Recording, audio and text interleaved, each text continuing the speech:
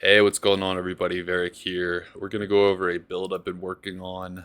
This is a very popular build this season. It's Blade Fury, but it is a particular way I've built it that I like. I think it's pretty cool.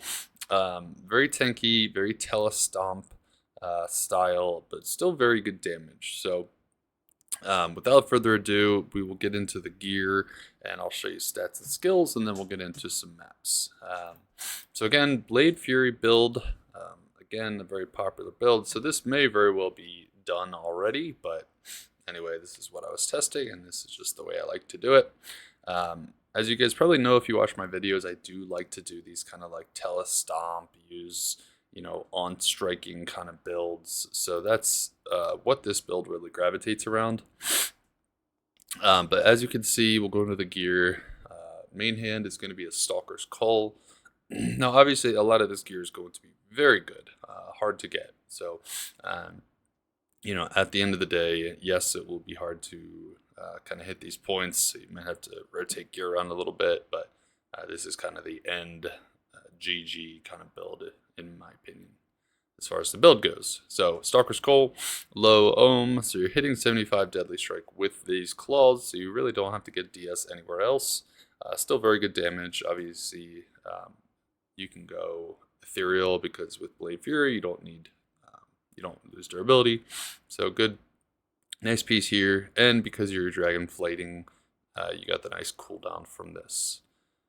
Veil of Steel, 3-socketed, big ED, just like 40 ED, 15 max joules.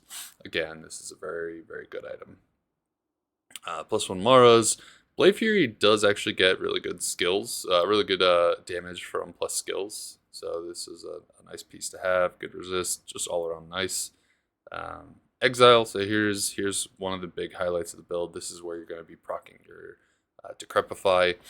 Remember, Decrepify is really good for survivability, but also now for physical pierce. So they buffed the physical pierce on Decrepify. So this is just a really nice all-around piece. Really good enhanced defense. So just a nice one all around. Shadow Dancer.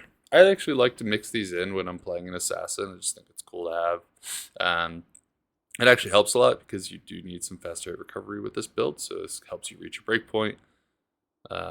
Wisp Projector, String of Ears, right? Wisp Projector is just going to give you a little more enhanced damage, a little more attack rating. String of Ears, you do get lifesteal, I believe, from Blade Fury, so it's nice, and it's some good defensiveness. Fortitude, I think this is good all-around piece, good ED, good life, good resists. Nice one to have. Ravenfrost, just for your CBF.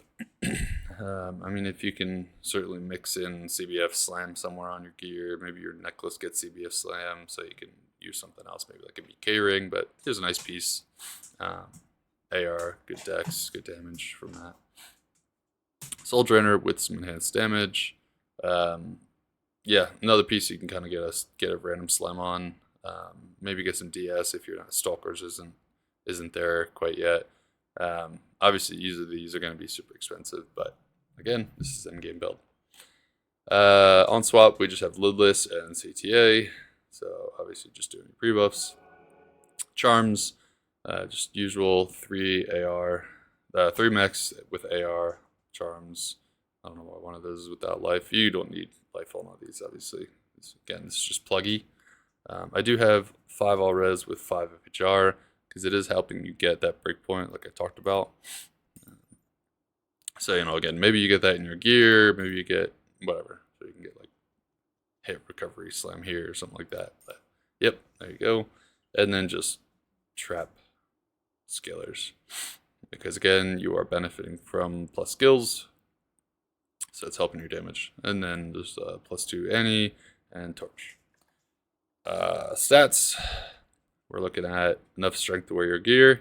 Right, so you take that off, you're at 192. That's 192 strength requirement. Dex is kind of wherever you want to do. You only need 105 to wear this, but more Dex is just more damage and attack rating. So you can kind of play around with where you want your life to be. As you see, when I'm buffed up in 2200 life, again, I drop these. These are kind of unfeasible or unrealistic. Some of these are unrealistic.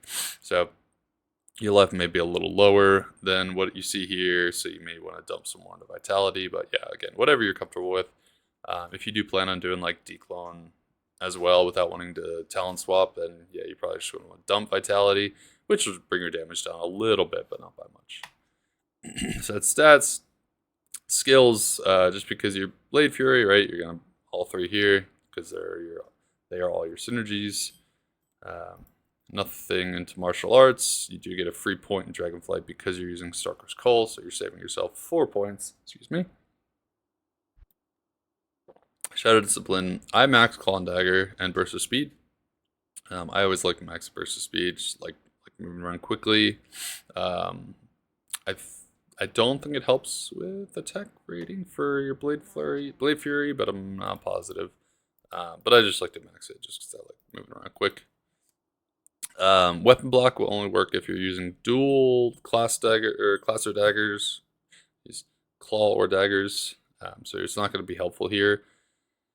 I guess it does give you faster block rate, but you're not really blocking. You're not going like max block here, so probably not necessary. One thing to note with Claw and Dagger Mastery, it is actually bugged, whereas the sheet damage will show you how much damage, but apparently it does not actually apply. The only thing that actually applies to Blade Fury right now is the % chance of critical strike.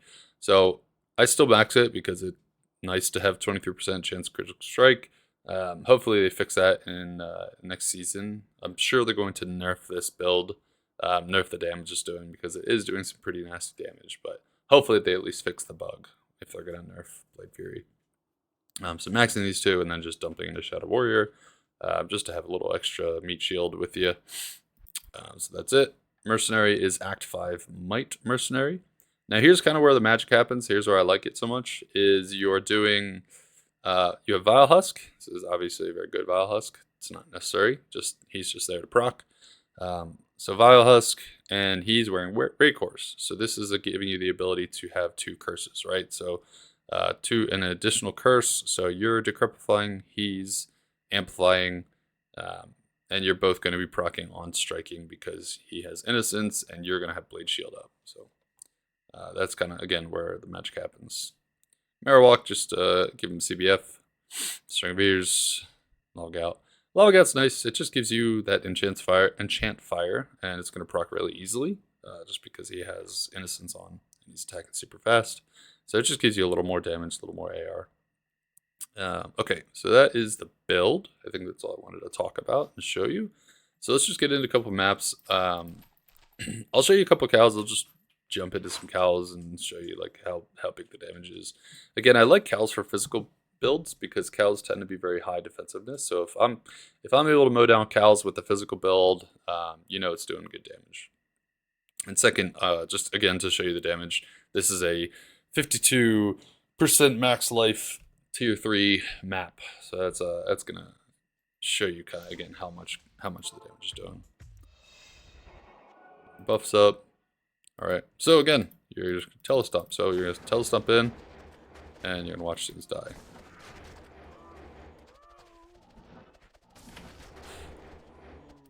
So you're almost instantly proccing all your curses.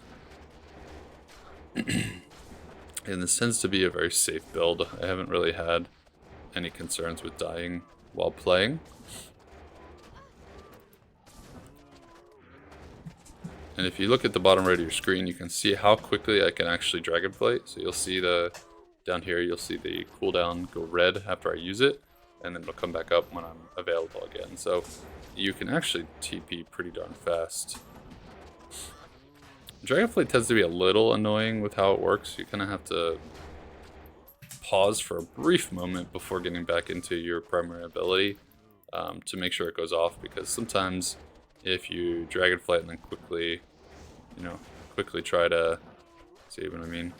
There you go. It tends to be a little annoying. So you kind of just have to give it a moment before you start Blade Furying again.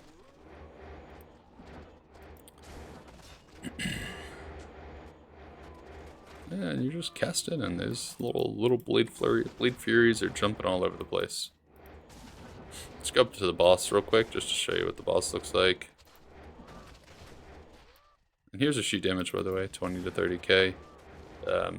And again, as a reminder, you're not actually doing 20 to 30k because Claw and Dagger Mastery is bugged.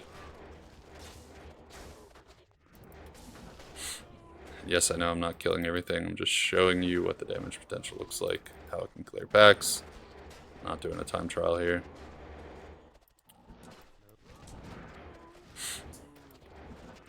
Tends to do better in maps with corridors because you get the bounces from the Blade Furies, the little shurikens. Here's boss.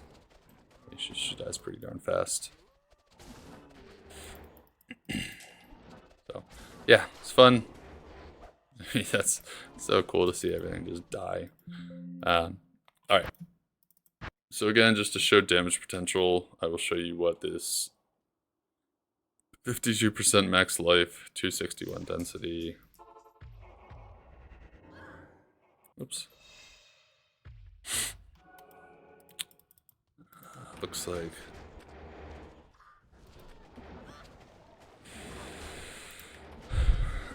So with these super chunky mobs, you're still doing pretty darn good damage. A little more annoyance with Dragonflight, as you can see. You hear it go off, and then you don't see it cast. So that's like where you get those good bounces and you get that big damage. See these tight corridors.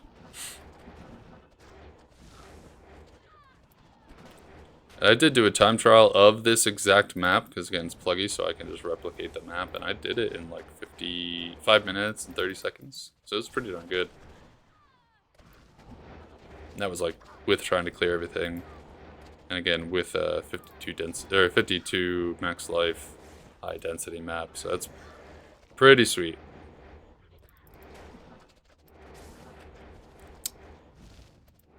Where's the boss room? I think the boss room is over there. So we'll head up to the boss, and we'll call it after that. All these nice drops I'm getting.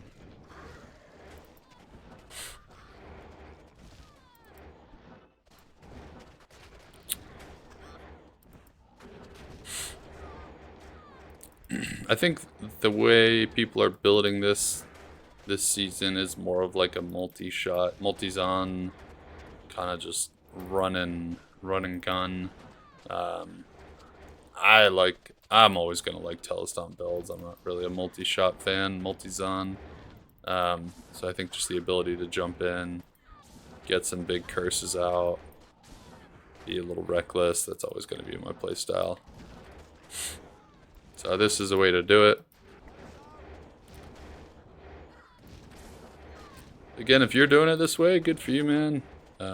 If you've seen it done this way, sweet.